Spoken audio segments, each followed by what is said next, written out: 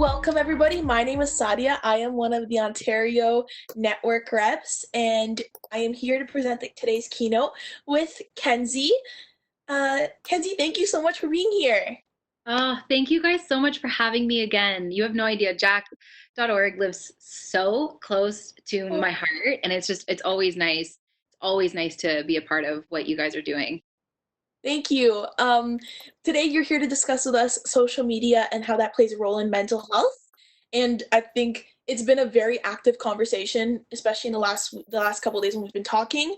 So we are super excited to get more in depth with it. I'm just going to read your bio for everybody. Yeah. So, Kenzie Brenna is a 30-year-old mental health advocate and actress from Toronto. Kenzie struggled with an eating disorder and body image issues, and now uses her experience to educate others about the power of self love. She uses her social media platforms as a tool to capture life in a transparent and authentic way, and encourages her community to find boldness within themselves and cultivate vulnerability and love fearlessly. I love that. Oh. Absolutely love that. Um, I'm Thanks, just girl. gonna I'm gonna explain to everyone the Q&A function, and then I'm gonna hand it off to you. Okay, So great. throughout the talk, as hopefully you all have figured it out, but at the bottom there's a little bar, and if you click on the three dots, there's a Q&A function, and we already have, wow, a ridiculous number. I love that. Um, Please send your questions in while Kenzie's talking or at the end. I'll have a few questions of my own, and then we'll hand it off to Q&A. And if anyone would like to ask their question to Kenzie verbally here on WebEx, just let us know and we will add you to the call. Other than that, you should be muted, your camera is off, and with that, oh, also, if you're sending any chats throughout the presentation, make sure it's going to all participants and not all attendees, because that will then only show it to me and Kenzie and not the rest of everyone else here. So with that, I think we're all feeling good. Kenzie, I'm gonna let you take it away. Okay, awesome. Hi, friends. I'm so excited today to be a part of this. Like I mentioned before, I think that it's such a wild and interesting time that we're in right now. And before, when we were talking, I was getting the excited nerves that I get when I speak, and I was getting them, and I was like, this is so cool that we're doing this digitally and that I get to share something that I find really interesting and something that I'm really passionate about with you guys today. And even though that it's digitally, I still feel so great about it. I still feel so good connecting with you all. And I feel really grateful that you guys are spending your time with me and that you guys are here as advocates wanting to learn more and wanting to grow more. I think that this is going to be a really exciting conversation. We are going to be talking about how social media and mental health intersect. For those of you who are watching on Instagram Live, pay attention because Is this is going to be very interesting and very important. And so we're going to jump right in because it is a bit of a hefty talk, and I just want to make sure that we do save time at the end for Q&A, which is my favorite. So let's get started. Okay. As you guys can see here, Jack.org has completely branded the coolest slideshow ever. It's so beautiful, so beautiful. Okay, so we're going to be talking about social media and mental health. First up, what we're going to do is we're going to define what social media is. Social media refers to websites and applications that are designed to allow people to share content quickly, efficiently, and in real time. So social media actually differs from newspaper or from TV shows, or from movies in quite a different way. It allows the user to actually upload content whenever they want. And yes, every platform or website will have its general guidelines for stuff. So you might not be able to upload anything you want on any single type of platform, but you can still upload a ton of stuff whenever you want. And that's dissimilar to newspapers or television shows or news or movies, because that all gets edited by multiple different people before it's shown to the public. Whereas now you can just take a picture, take a video, write something, and put it online. Second thing that we're going to define, what is mental health? So mental health refers to our emotional, psychological, and social well-being, which I know all of you mental health advocates know, and it affects how we think, feel, and act. So throughout this talk, I really want to think about how we have this internal environment, this internal ecosystem, and it is interacting with an external environment or an external ecosystem. And social media is another type of environment that our internal environment is interacting with, and one actually influences the other. It's like a flow. So social media 100% does affect our mental health. Sharing content in such a fast-paced way in our digital environments definitely affects our emotional well-being, definitely affects our psychological well-being. So we're going to discuss how those two affect each other today. So these are some stats that I just find so outstanding, because when we think about how social media is different than other types of media, different than a newspaper, different than TV, different than movies. Over 500 million people use social media every single day. Now, that's 500 million people using social media every single day, but guess how many users alone are on YouTube? 2 billion. 2 billion. Guys, that is over a quarter of the population in the entire world. That's huge. So 500 million people may use it every single day, but the users online, even though that somebody may not be using social media every day, they probably have at least one profile on one of these applications. 95 million people post on Instagram every single day. So out of that 500 million people, 1/5 of them is on one platform. That is a ginormous amount of people online. And the average social media user scrolls through 95 meters of content per day, which is pretty wild. Again, I just want to compare it to, let's say, a newspaper, which is another form of media. It's different because when you're reading a newspaper, you are actually ingesting that information quite slowly. You got to read stuff. You might look at a comic here and there. You might see 1 or 2 pictures, but it's generally consumed quite slowly. Whereas with social media, you can see a picture, read a few words, and scroll. See a picture, read a few words, and scroll. And maybe see a video, and scroll, and scroll, and scroll, and scroll. So you wouldn't actually ever get through 95 meters of newspaper content per day. There's just not enough time. But you can very easily go onto social media and scroll through that much content. So is there a positive side to using social media? And I feel like this is where a lot of debates can happen, because yes, there's a huge positive side to using social media. I mean, that's honestly like how I think Jack.org and I even got connected. So one of the best things about social media is that it connects you globally. And I was thinking about this example earlier. Like I was thinking, what if I was born, in the 50s, and then I became a teenager in my early teens in the 60s. And I wanted to find out what mental health advocacy looked like in India.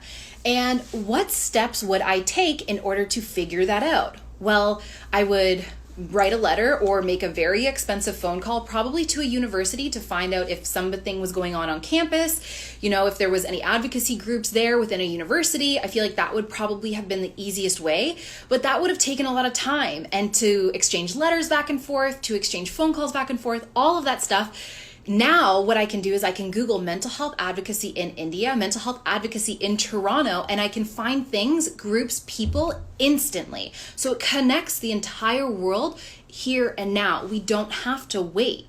We also get to have world news instantly. And I know that this is so clear in the time that we're in right now. We are all living through COVID-19, and being able to have news right now in this instant and become informed faster actually has, I would say, saved lives. It's helped people make informed decisions. It allows us to be really aware of what's happening in certain parts of the world and how that can affect us. It also allows us to not just connect globally, but stay connected. So how many times have I been traveling and I've met someone really, really, really cool, and I want to stay in contact with them? I honestly usually don't give them my phone number. I end up actually giving them my Instagram or giving them my Facebook or giving them my Twitter handle, and then we just message through that social media app and go from there. So social media allows you to stay connected. I don't have an address book and I don't have a long list of I just get to have everything in my phone. And the last piece of this is actually my favorite. Content becomes more and more accessible. And what I mean by this is that content is constantly remixed. And this is the coolest thing ever. You can like something from, let's say, your favorite scene in your movie, in a movie, and you can go online and you can recreate that scene in 100 different ways. Or you can go online and you can talk about how it inspired you or the feelings that it invoked in you. Or you can make a reaction video on it. There are just 1,000 different ways about how to take one idea and then remix it.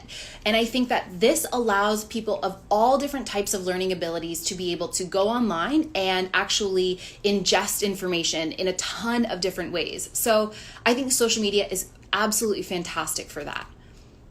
But of course, there are negative sides to using social media, and we're going to definitely unpack this. So, how many of us get a couple of likes on our photo and feel really good about it? Yeah, that happens. That's legit. Now, that is tapping into a very primitive part of ourselves. We are pro-social beings. We love being social. That's how we're hardwired. We're never going to get rid of that. That's like, we're never going to get rid of, liking food and going to the washroom and like all of those things. We're never going to get rid of wanting to be social and wanting to be socially validated. That's in us. So we're going to work with that.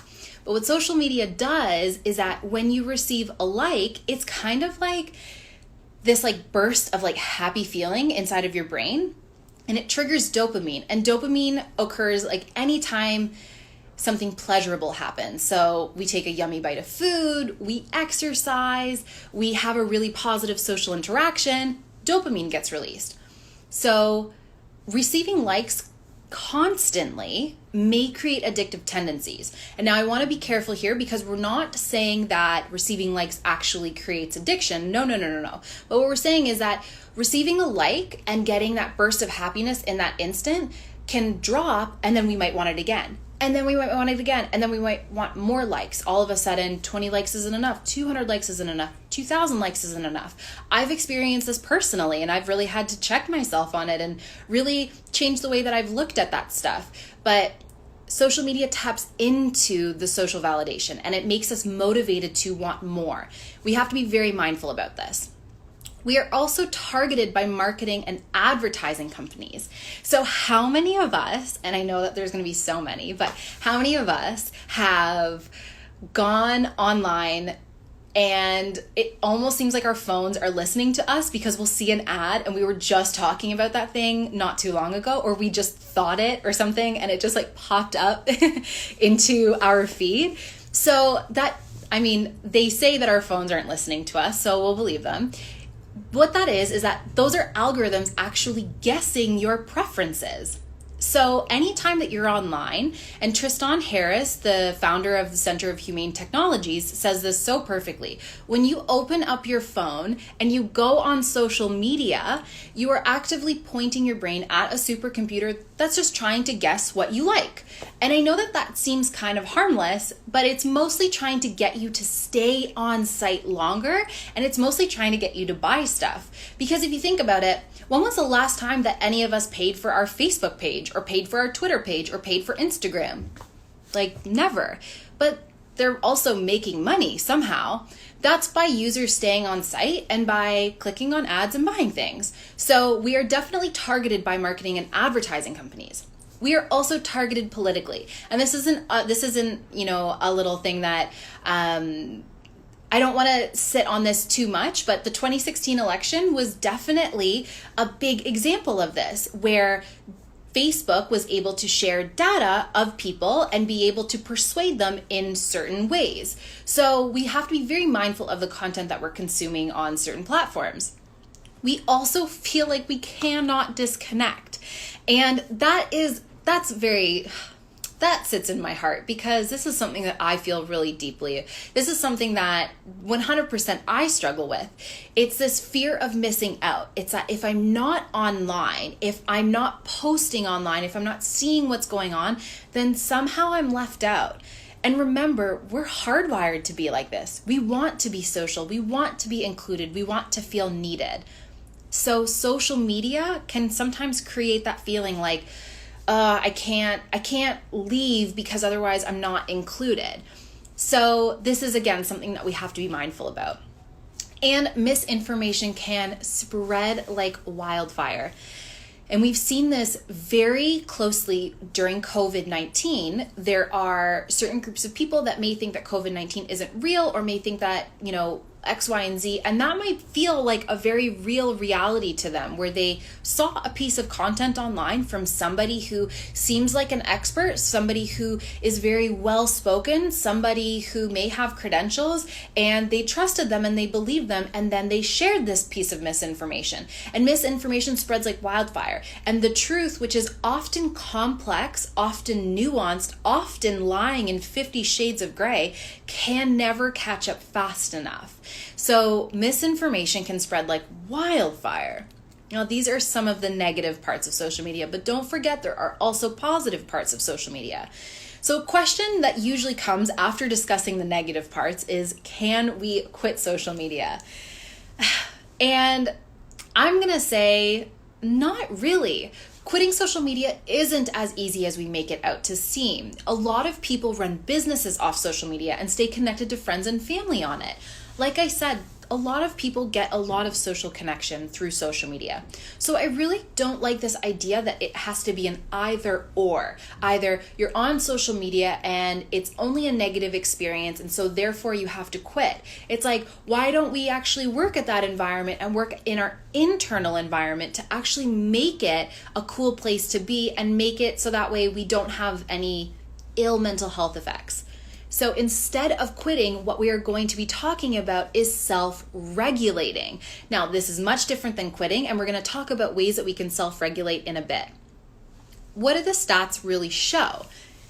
So when discussing social media, we may hear often that, it's causing anxiety, it's causing depression. These are some headlines that are happening in the news. Well, actually, the research shows that there's, again, more nuance to this.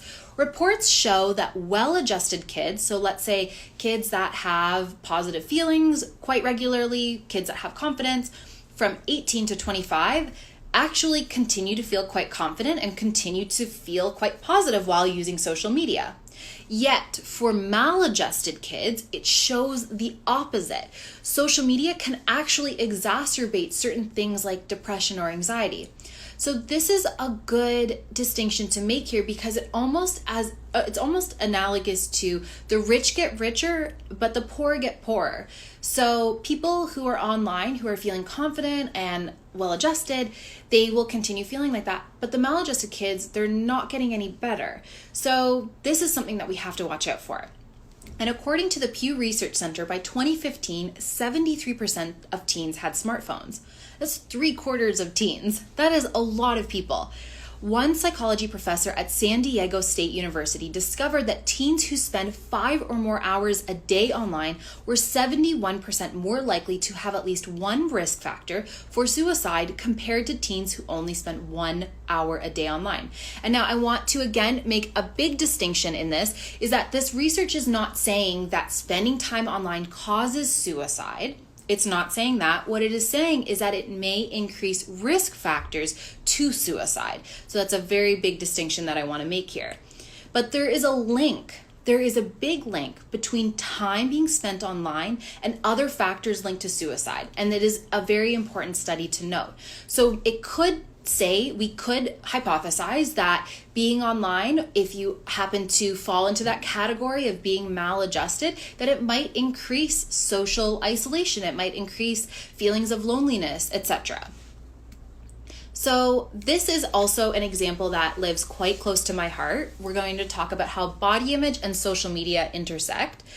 Correlational studies, so again, not causation, but correlation, which means that there is a strong link, Correlational studies show that Facebook users have more of a drive for thinness and higher levels of body dissatisfaction, and that there is a high objectification rate in those who use social media and high levels of body comparison. And I feel like so many of us have gone online and scrolled through, 50 meters of content or however much content, only to come out of it feeling kind of bad about ourselves. We don't really know why, but we're just in that headspace where maybe we're following a lot of accounts with bodies that don't look like ours or lifestyles that don't match up to ours, and it's not actually a positive experience on it. So that to me, I'm like, oh, I know that. I definitely know that. That hits close to home. And social media can actually use your data to target specific ads, like we discussed before. So if you were looking at a diet tea or someone promoting a weight loss campaign, you may be fed more of that information whether you like it or not. Now, this doesn't leave us much sovereignty with social media, especially for people who have vulnerable mindsets and live in an internal vulnerable environment. This is a very real example, but let's say I was scrolling a celebrity's Instagram account and they were promoting a diet tea, and I clicked on the diet tea link and I scrolled the diet tea page for 30 seconds and I didn't think much of it. And then I went back to my day, and then the next time that I open up Instagram, I see an ad for diet tea. Well, for a lot of well-adjusted people, they might scroll past it and might not buy it, but there are tons of people who live in vulnerable headspaces that see it and may be influenced to buy it. Yet, on their own, they might not actually want diet tea. So, social media can 100% use our data to target specific ads. So, what can we do with this knowledge that social media can be both beneficial and detrimental to our lives? Also, it's 7:30 right now and I have my windows open. I'm not gonna go up and close them, but what you guys might hear in the background are people banging pots and pans or clapping for healthcare workers or frontline workers. So if you hear that, we'll just silently clap along and continue our discussion regarding social media and mental health. So in this part of the talk, it's my favorite part. Actually, every part's my favorite part because every part is very important. But this part, we're going to discuss, what do we do online when we were talking about self-regulation? What is that really, and what are we going to do about this to make this more of a beneficial environment, for both a beneficial internal environment and a beneficial external environment? So, the first thing, we are going to stop using our phones when speaking to people in the present. We are going to put away our phones. Our phones have now become a crutch. And for those people who struggle and who actually need their phone because it is an extension of them for whatever service that they might need, totally understandable. For most of us, we actually just use our phone to escape from feelings of discomfort in present time. We can oftentimes feel a little bit of anxiousness, a little bit of nervousness, which is totally normal, but we can escape that by just going into our phone. But when you do that, we're not actually connecting with the people in person. So I definitely challenge people, and to challenge each other as well, to stop using your phone when speaking to other people in the present time. There's nothing worse than having a conversation with someone and they pick up your phone when you're in the middle of a sentence. It's honestly also not their fault. Our phones, again, are creating these addictive tendencies where people feel like their mind is constantly being hijacked into social media. The second thing that we're going to do is we're going to discuss the big self-regulate.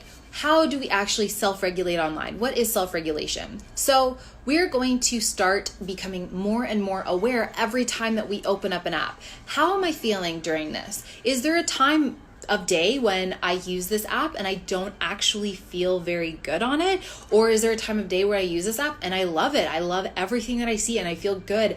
Again, I feel informed, I feel connected, I feel positive.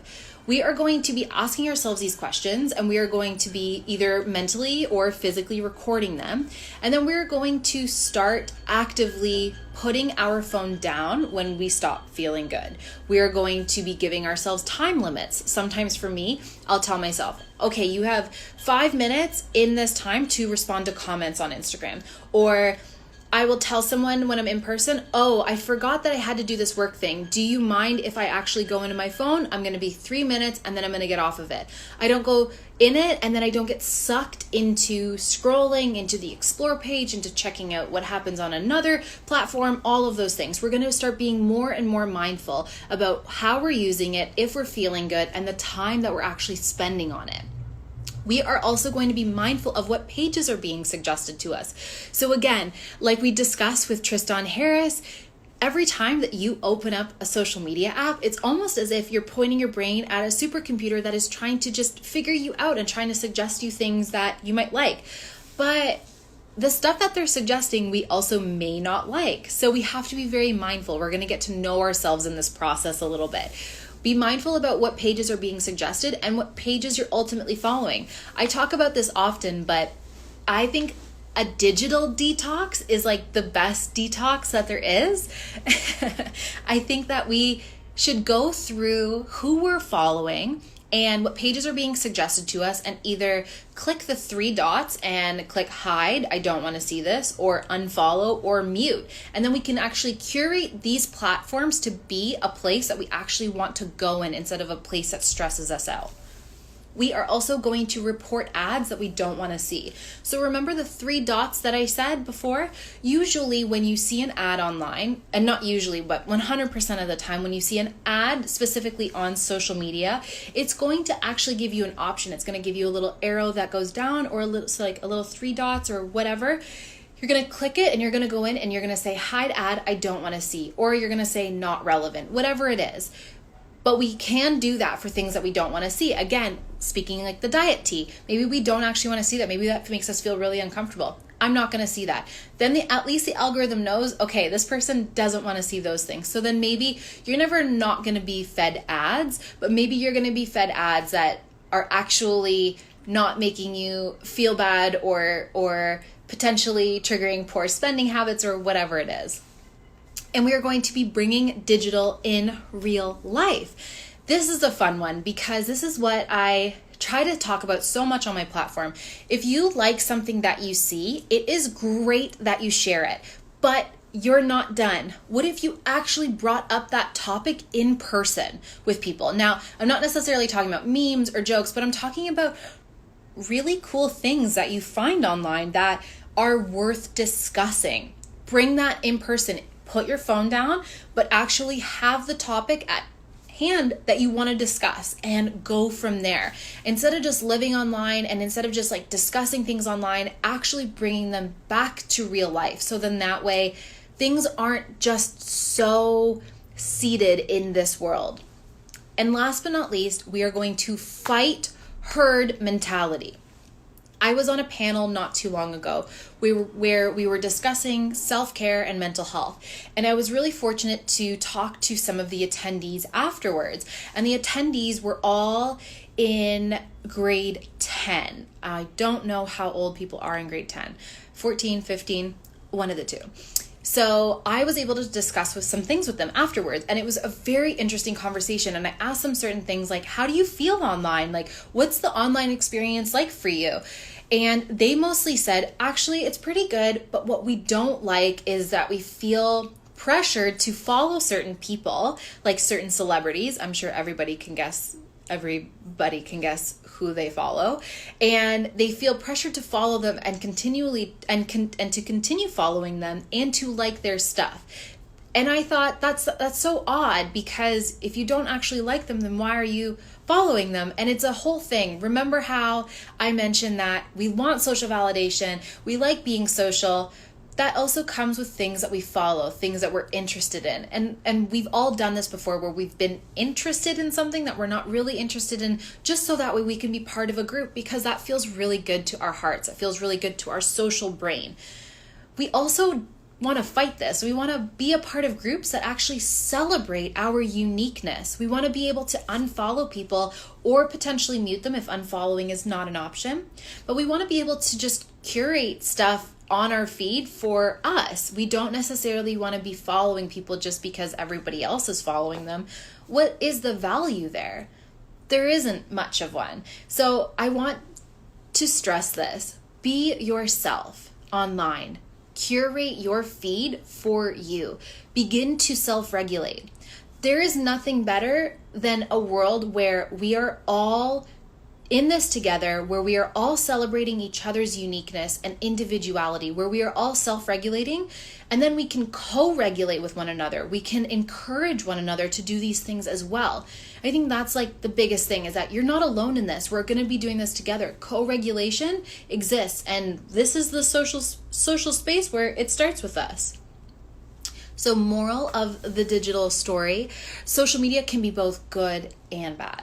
The key to creating a positive experience for yourself is to practice self-regulation, online advocacy, so stuff like hiding ads, saying no to things that you don't want to see, and to always, always, always, and I cannot stress this enough, be yourself and put yourself first. There's nothing better than that. And that's it. Thanks so much, guys. Thank you so much for all of that. Oh, so good. It was a really good presentation. And you know what resonated with me a lot? I wrote it down here. It was, you said something along the lines of how it can impact people, and especially those who live in a vulnerable headspace. Mm-hmm. And I never thought of it that way, or like worded it that way before. Mm-hmm. And that like almost opened up a door in my head where I was like, oh. That's the thing. Absolutely. Yes. That's what I keep saying this, but like, that's what I really get really excited about talking. That's a point that I get really excited to talk about, is that we are all living in our different headspaces, and we don't know who is vulnerable to what, even those to people who are vulnerable to misinformation.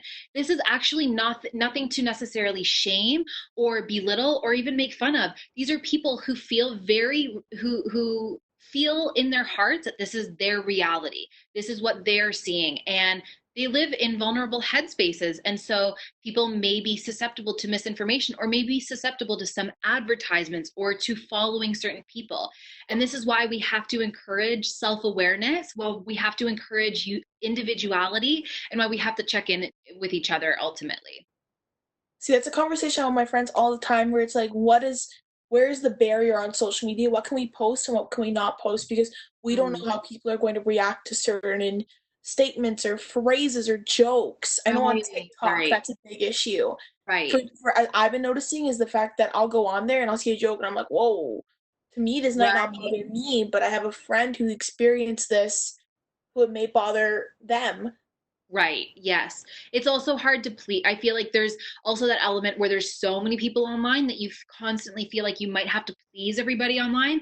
And that's also not the case. You're going to run into the ups and downs of potentially upsetting somebody with something that you posted, something that you said. I 100% run into those things as well. I think one of the best things to do in those situations is to be open heart and open mind. You have to listen to people and make sure that people's voices ultimately aren't silenced, and letting people know that their voice matters in those spaces. I think that stuff can help to get to a place where both people understand eye to eye what's going on. Yeah. And so I have some questions here that I'm going to ask from the crowd. Great. The virtual crowd. Yeah. Oh my gosh, there's so many of them. This is fun.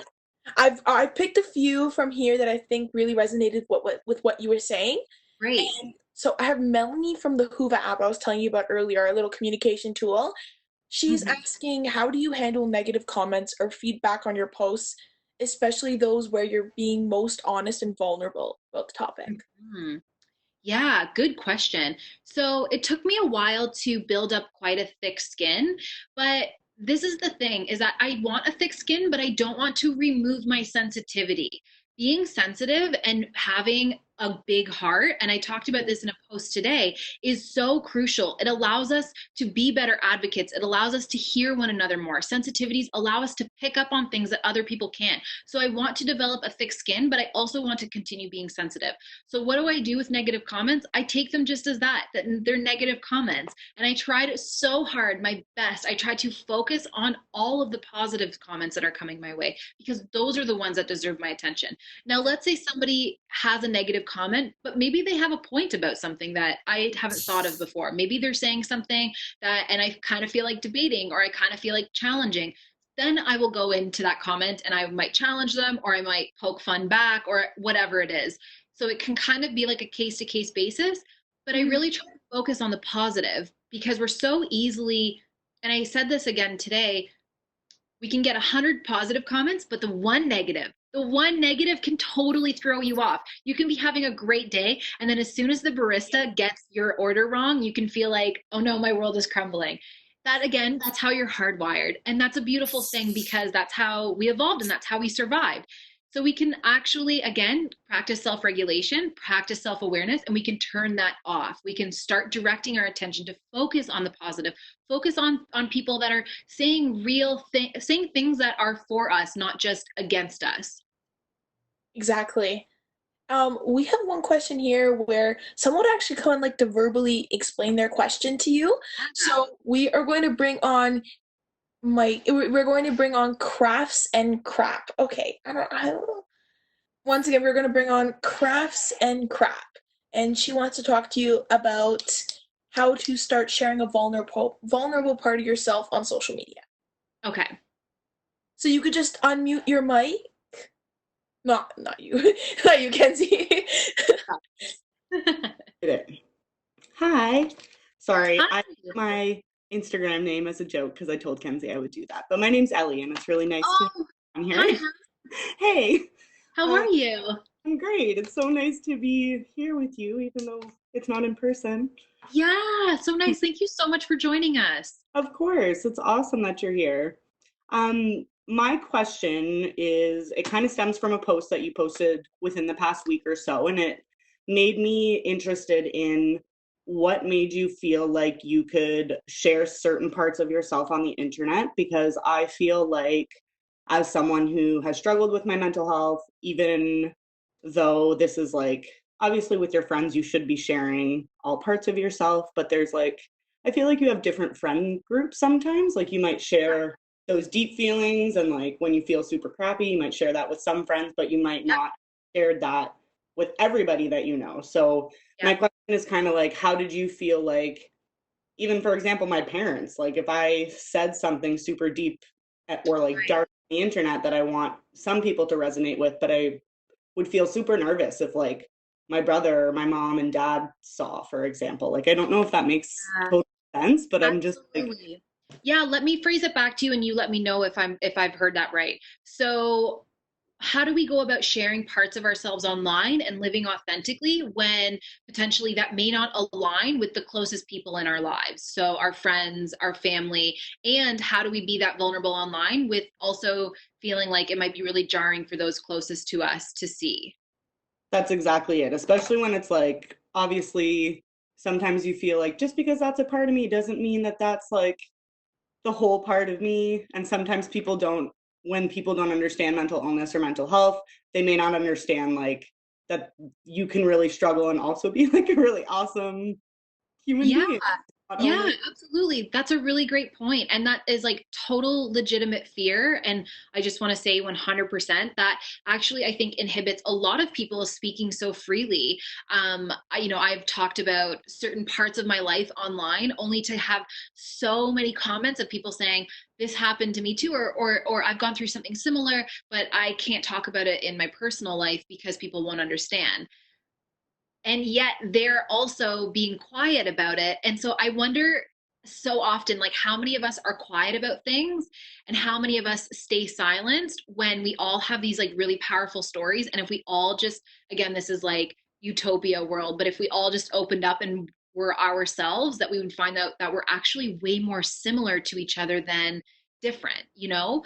So, what I would say in that is that I'm like a horse with blinders on. When I have a value, when I have a passion, I go for it. And if I end up, jarring people along the way, or if I end up having people who don't understand my life along the way, I'll eventually get to explaining it. And I will just say to myself, like, living my truest, authentic self online has been the most beneficial thing to my entire life. It has provided me recovery in ways that I cannot tell you. But I've also gone to therapy in person as well. So I'm not just going to say that social media can replace all of those things.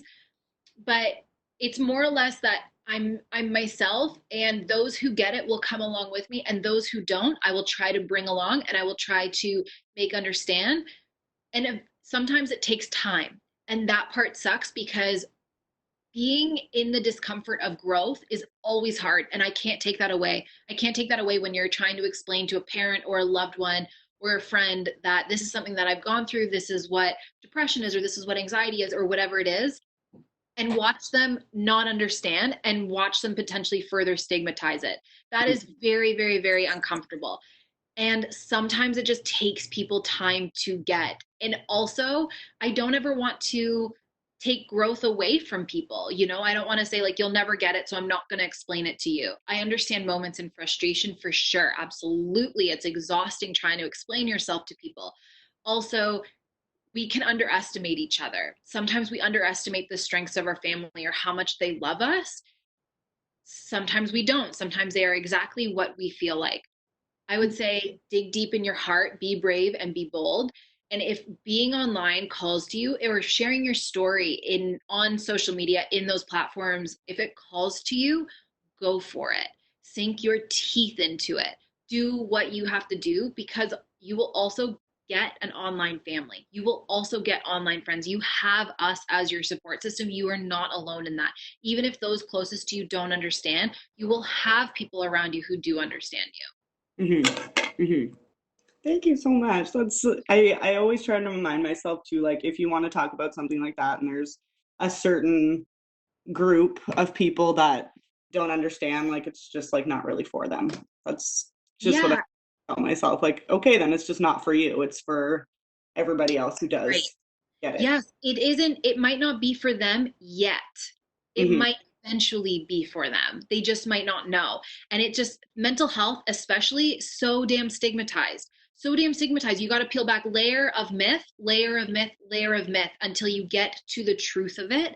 And even then, that might be a year or 2 years of just unpacking stuff that doesn't make sense. And that part of it, that growth, that is uncomfortable. And that sucks telling people, like, you got to go through the discomfort to get to the other side. But there's no way to get over it. There's only a way to get through it. And that's by going through that discomfort with people, and in hopes that eventually they see the light and that they're there to ultimately support who you are. Hmm. Thank you so much. Yeah, thank you so much for your question. And I can't wait to chat with you online later. Yeah, no problem. Thank you. Bye. Thank you for your question. That was So a good one. it was. I read that here and I was like, oh, okay, we have to get her on. So you talked in this answer, you talked about being your most authentic self online, and a lot of the questions coming in are centered around how do you be your most authentic self online? Well, that's a very abstract question. Because being yourself online is like how, and this is why I want to try to make being online the same as being in person. Like, how would you be yourself in person? Well, you would stand up for what you believe in. You would take time to do your self care, to do your own things, to get to know yourself. Mm-hmm. You would be surrounded by friends and family that make you who you are, that make you feel like you're your best self. You would do all of those things. And so that's what I do online. That's how I'm myself online. I surround myself with really fantastic people that encourage the boldness that just rages in my heart. I make sure that I talk about things that are so me, whether that's pickles or mental health or Taylor Swift. Like, I love those things, maybe equally so much. And I talk about them all the time. And when I talk about one, it doesn't negate my love for the other. So I just try to be myself online by showing my interests, showing my passions, showing up for people, because I have a huge value of making people feel seen and making people feel heard.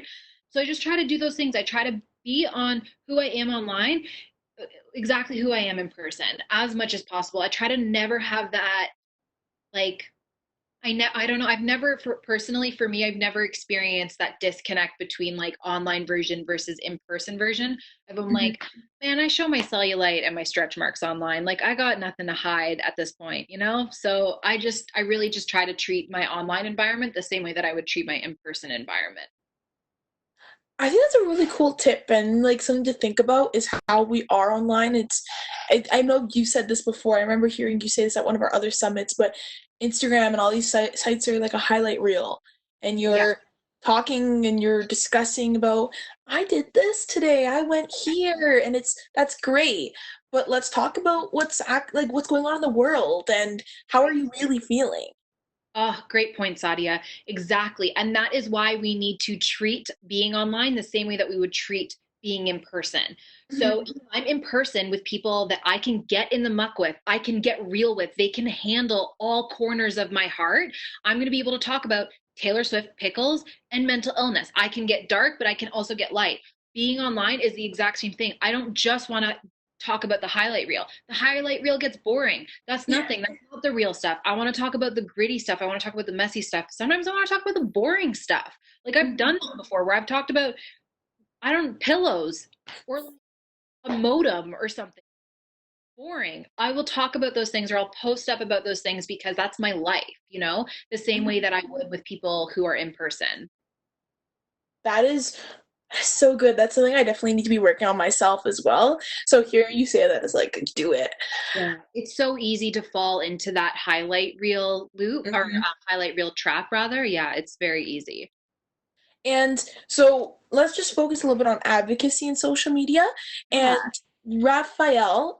Sorry, names so hard. Rafaela asked, how can we focus on our advocacy without getting caught up in numbers and stats?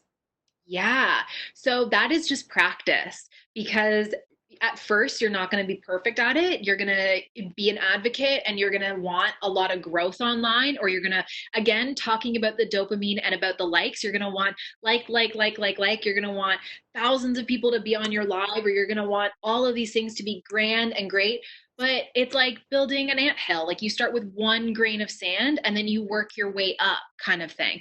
And then if you are in it for the right reasons, I want everyone to hear this. The numbers and stats will never really truly matter. They might matter in a logistical way when you're trying to reach a large audience of people and you need to factor in certain things. Absolutely. But at the heart of it, you will, in the middle of the night when everything is quiet, I wouldn't change a thing about what I do if it was online or not, or if I had one person listening or I had 100,000 people listening. I want to talk about the things that I'm passionate about: mental health, self awareness, love, all of those things. I want to discuss them. And so I continue to affirm my own values to myself. And I don't get locked up in numbers or stats because those aren't my values. My values are connection, social, like being social with one another and changing the world. Those are the things that I want. And so, like a horse with blinders, I go. And it's just practice because you will find yourself getting, sucked into it. And that's where the self regulation comes in. We practice self awareness, we breathe a little, we say, okay, you know what, no one showed up for that, or no one did this. I can't not tell you guys how many times I've done something online and it's been a dud and it's fallen through. And every time I do that, I let myself feel a little bit of hurt and I say, okay, no one showed up for this, or no one liked this post that I put so much attention and so much detail and so much time in. And I do it again. And no matter what, and I continue to persevere because the message is too important for me to stay silent. I'm like a little speechless right now because when I post my advocacy work, it doesn't get as much attention as I would as like a travel post or something that, for example. Right. And I'm always like, I find myself beating myself down almost Right. because I'm like, this important work I'm trying to get out there is just not being recognized by the people who need it the most. Yes. And it's a little frustrating, but to hear you say that, it feels a little bit better. And to know that. Absolutely. Absolutely. And like, yes, Sadia, it is so frustrating. And you're allowed to be frustrated because at the end of the day, that people want a sunset over mental health advocacy. People Yeah. want simple over complex. Like that is seriously what it comes down to. That is okay. You can have both. You don't have to give up one or give up the other. You can know also in your head, hey, when I post this, I'm going to not set myself up for failure. I'm going to know, okay, it's not going to get as many likes, but it's damn important that I talk about this. And then you're just going to go on about your day because that ultimately is what it's about too, is kind of prepping yourself and knowing that like, okay, this might not get a lot of attention, but I'm going to speak about it anyways. And that's bravery. That's bravery. Yeah, I think a lot of us mental health advocates need to hear that. And Good. it's tough sometimes. So, in terms of mental health advocacy online, Jaylene from Huva is asking, how do we prevent our social media advocacy from feeling performative? Don't make it about a performance. Don't make it about numbers and stats. Ultimately, make it a message that you want broadcasted to everyone in the entire world. But how can you say that? What is your story that can attach to that message? I think that that takes the performance out of it. Once it starts becoming performative, loses its value, or you'll get so disappointed if it tanks. If it tanks and you haven't lost your value of why am I doing this, like figure out your why. You know, why are you doing the thing that you're doing? It's not to perform, it's not to get the likes, it's not to get social validation. It's to change the world. It's to change your small social circle of people. It's to inform others. That is the value. That is why you keep doing it. That's never going to be a performance. That's going to be an all the time kind of thing. It is. Oh, so amazing. And let's talk about this obviously dooming time we're in. We're not in a very happy time, but how do you think that this is Alex's question, by the way. How do you think that quarantine will affect youth mental health on the level of social media? So as she said, she's using social media a lot. I'm using social media a lot. How do you think that affects us? Yeah, I'll be honest with you. I think that it's kind of up in the air. I don't think that it has the best effects on us, or I don't think that it's going to, yeah, I don't know if it's going to have the best effects, but I also don't know what our other choices right now. So I don't want to say it's going to have these ill effects that we can't reverse or anything like that. I don't want to say that. I don't want to, implant any fear or anything. I just want to say that, yeah, it makes sense why people are spending more time online. We miss each other. I want to hug you. I want to be involved in a room full of people talking about cool stuff. I want to be able to touch. I want to be able to shake hands. I want all those things and I can't. So, what am I going to do to get those things? I'm going to go online. I'm a human being. I seek. So, I go online to try to find those things. And to me, that's like, that is going to come with its own effects. But quarantine in general is coming on with its own effects. So I feel as if, like, we're going to have, when quarantine is lifted incrementally, we're going to constantly be able to be promoting this message of self regulation. How am I feeling online? Have I spent too much time online today? Can I be doing something a little bit different? Can I be consuming content maybe a little bit slower? Maybe I can, calm my nervous system down. Maybe I don't have to constantly be online doing something. Maybe I'm sure when this is over, there's not going to be much going on anyways. So maybe it's okay to disconnect and just allow that feeling of like, oh, I feel a little bit anxious. I'm not going to look at my phone tonight, or I'm not going to look on social media rather. I think that those are the things and those are the conversations that are going to come up the most when this is over, because we are spending so much time online. So that's what I think of that. Great question, Alex. Um, yeah, I think that we actually talked about this at Jack.org a couple weeks ago when quarantine was just starting. We said, like, take your breaks from social media because it can get overwhelming, and seeing the same message over and over again is still mind-blowing. Yeah, absolutely. Absolutely. I have one more question. We're gonna wrap it up with this question because we're getting towards the end. Yeah, no worries. We are good to go. Okay. I have another question from Alex actually, because we talked a little bit about this in the beginning. But I'd like to talk about it a little bit more is what would you tell people who keep posting inappropriate memes about mental health, and how do you make them understand that? So even that goes along with, I guess, talking with a friend or a family member about things they're posting that can be triggering. Yeah. Wow. Whew, this is a toughie. That's why I left it last. This is a good one. This is a good one. You know what?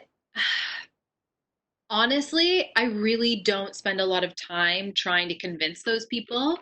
I often find times where it depends. If it's a person who's close to me who's shared it, that's totally different. I can actually have a conversation with them. They can hear me, I can hear them, I can try to explain to them. If it's a stranger who has a meme account who is making fun of of like COVID and a link to obesity, and they're talking about people who have diabetes, which did happen. I don't actually spend a lot of time with them. I try to actually spend time with my community, affirming them and talking about things that are actually real, and trying to have people just to not interact with those memes at the end of the day. Even if it's by, I don't even want them to interact with the memes just by sharing them. Like, even if you don't like it, or even if you don't comment, just by sharing it gives it a little boost of an algorithm. So even just don't even share it at the end of the day. The reason why I don't actually go on those pages is because, one, I don't have the energy. I'm way too focused on my community. I'm too focused on the commentary that's happening on my own platform. But I have found that it's just, it truly 99% of the time, it does feel like a waste of time. And the 1% of the time that it works, it's great. It's just that I just don't live for that 1% of the time. I don't think that it's as easy to get that message across to people who are using those types of memes, who are, who have those types of accounts, who are trolls online. It's really hard to get through to them online. Like, it really, really, really is. They're not online to necessarily connect. They're online to laugh, and they're online to stir stuff up. And so I try to remember that, and I try to not put my heart too much into them. You absolutely can, but I'd be careful about spending too much time. Those are the types of people that I would love to make a documentary about, where I'm like, I'm going to go to their house and just be like, who are you, person sitting in the, I would like to know who you are. I'm not going to judge you. I'm just curious. Like, you make these like memes that are really hurtful to people online and that further stigmatize mental health. Like, who are you? Like, just who are you? Basically, I would just love to know that. But I try to not spend too much time with them online. I just try to tell people to not interact, not engage, not even to share, not even to show people like, oh my God, look what this person's doing, or look what this person's saying. Don't even send it to me.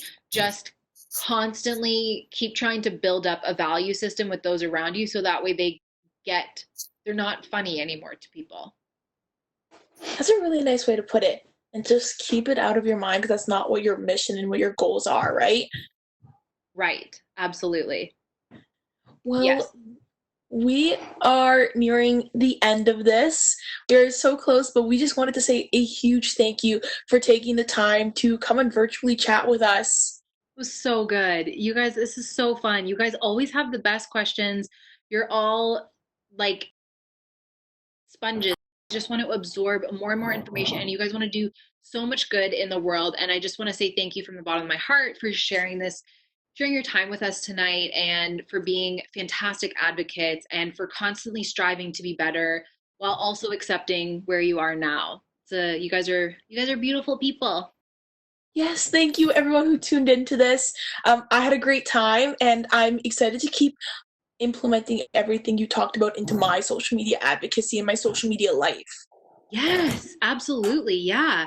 Good. I'm really glad to hear that. I think that there's a lot of ways that we can navigate ourselves online better than how we have been. And I think it's important.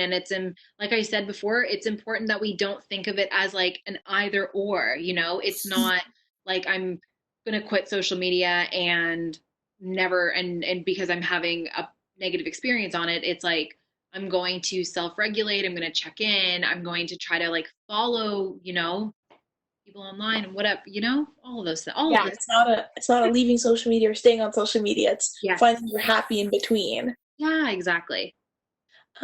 Kenzie, if you're okay, because a lot of people had questions, but we couldn't get to all of them. Is it okay if they reach out to you on social media? Yeah, absolutely, guys, for sure. I might not be able to get back to every single one of you, but it's my favorite. Please email me.